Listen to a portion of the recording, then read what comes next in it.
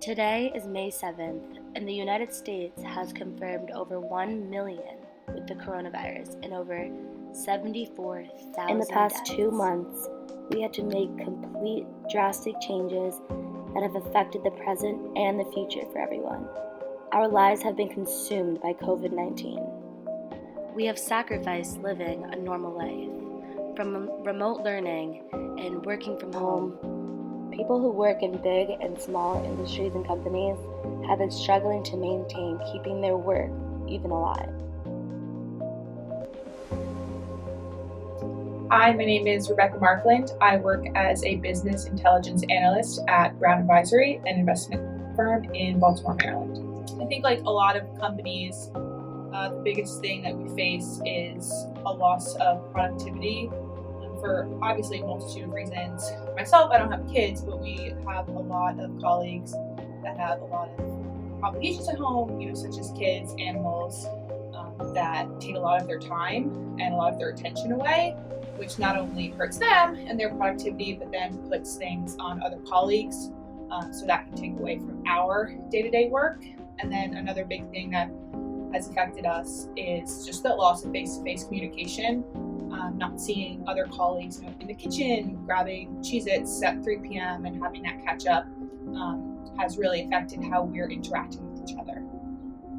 So personally, obviously everybody's really busy right now, but being in the finance industry, things are moving at insane speeds, and it's April, so we're at a quarter end. So normally, during this time, we'd be working really long hours. Personally, working 16 hours a day at home has that effect on your life of when to shut off work, and then when you have that personal time, that line really begins to blur, which it is going to normally working from home. So that's just a hard thing to transfer over to, and it's something that I know myself and many others in the firm are working through. Again, being in finance, we work with the market and how the market's doing. I think we're really lucky right now. We do have a lot of positive inflows of new clients and existing clients. But I think once this whole thing has a longer term effect on the market, obviously we're going to be seeing the market effects on our assets under management, but also as well as any new business slowdown that might have from people, keeping their money more stable and not investing it further. Not only are businesses like Rebecca affected, but remote learning seems to be a challenge for the students and teachers. I am Jessica Markland. I'm a third grade teacher at a charter school in Jersey City, New Jersey.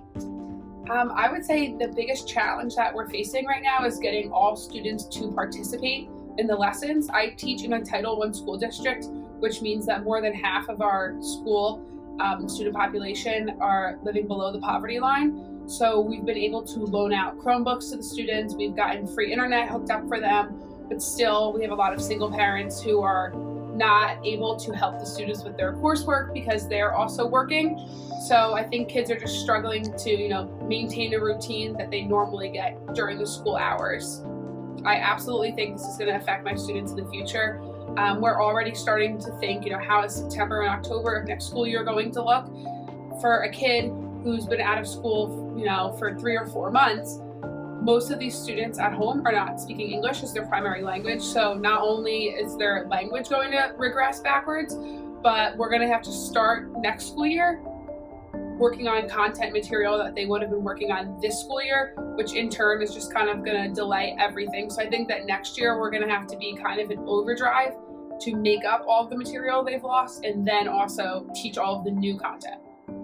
There are so many things that have been difficult, from worrying about, how are we going to feed our students, and logistically, how are we going to deliver meals without contact.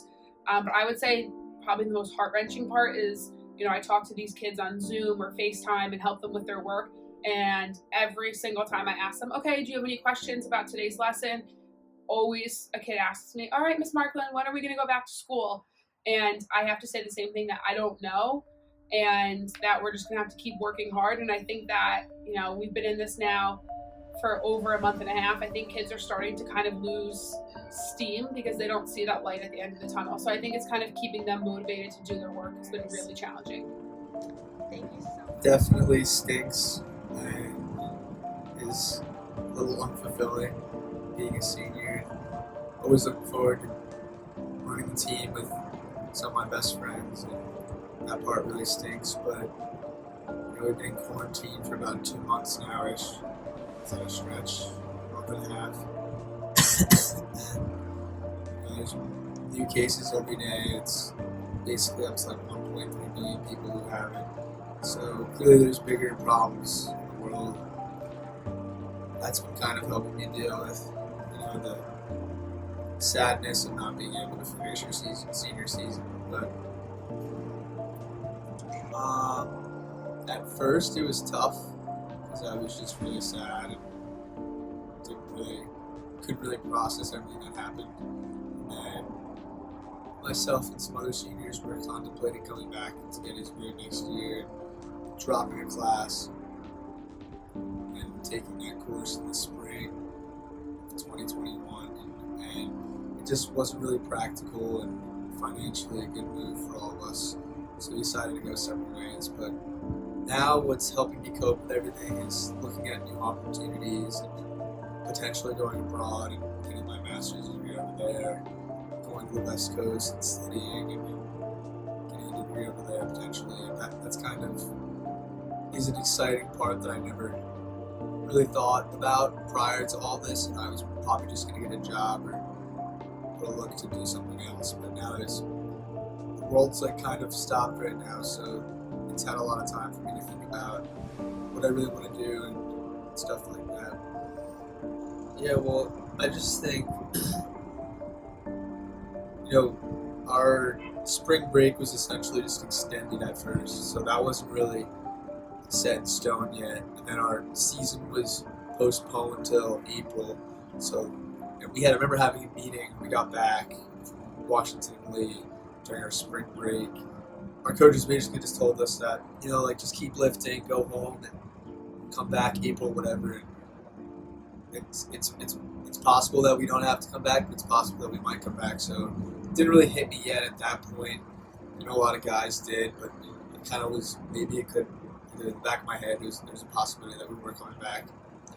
But I guess what really struck me, which I guess is kind of sad, I guess, but when the NBA and the NHL canceled their seasons, I was kind of just like, wow, that's pretty crazy.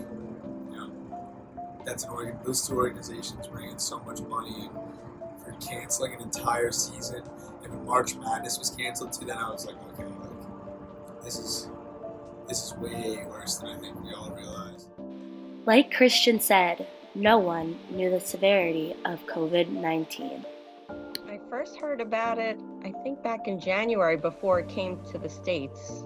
So it was, or if it was December and January when it was in China. And then I guess at that point I didn't think that it was going to become nothing like this, but as serious as it did become here then. But then I guess in March when it was coming here, I still thought, okay, it's going to be more serious here, but I had no idea that it was going to be what it ended up being here. Very first week, which was right after our South Carolina trip. So it was like March 9th, 10th, 11th, whatever that Monday was, when it was really just coming out in the news here in the States, before they were starting to enact social distancing and close businesses and all of that.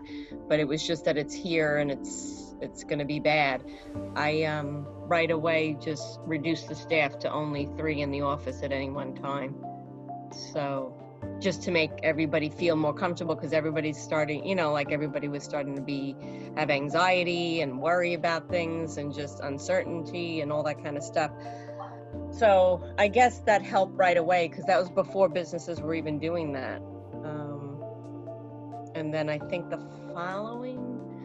during that week, they started that's when they started each day reducing it, that it was 50% staff, and then they reduced it further to 25% of staff, which I was pretty much at at the 2 or 3 people, already.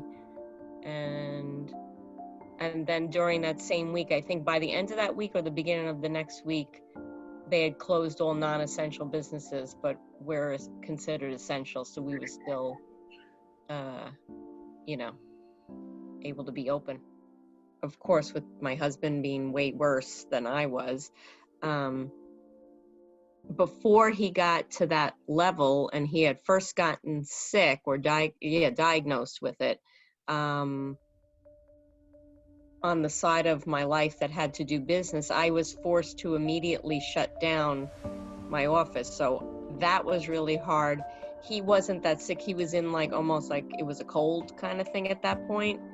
So a lot of the focus was just on then quarantining him in the house so that we wouldn't get sick, and then trying to figure out how to operate the business that was still open and being essential. We're allowed to be open, but now is forced because I'm the owner and we were in the building, both of us, that I was forced to close it without any planning notice kind of thing.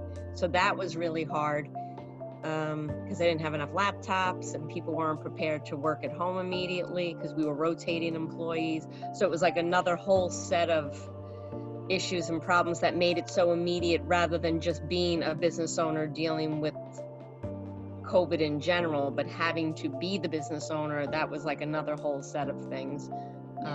And then getting the calls forwarded, and then I was doing them at first and so on. So that was and then just the employees, the worry and the scare of, oh my gosh, there could be a germ in the office and all of that. But then during that period is when my husband got really sick, and then it just, the focus came off of that and just went totally to health.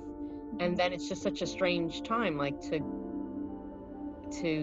we were quarantining him, and he was in the basement, and bringing him his food and his medicine. And then it got to the point where he was doing his telehealths once a day, and you couldn't, if you were COVID positive, you couldn't go into a doctor's office. The only thing you could go into is a hospital, but nobody was going into a hospital until you were that sick, because that was going to be the end of it, and it's so much worse to go to the hospital.